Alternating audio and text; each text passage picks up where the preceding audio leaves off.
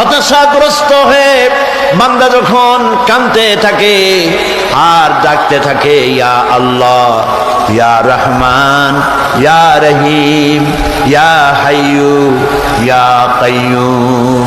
একটুখানি তাহাজ্জুদে ওঠেন, গভীর রাত্রে ঘরের সবাই যখন ঘুমানো, আপনি তখন উঠুন, উজু করে একা একই রুমের ভিতরে ঢুকে তাহাজ্জুদের নামাজ আদায় করে চোখ বন্ধ করে যদি ডাকতে থাকেন মধুর সুরে, ইয়া আল্লাহু, ইয়া রহমানু, ইয়া রহিমু, ইয়া হাইয়ু, ইয়া কাইয়ুম।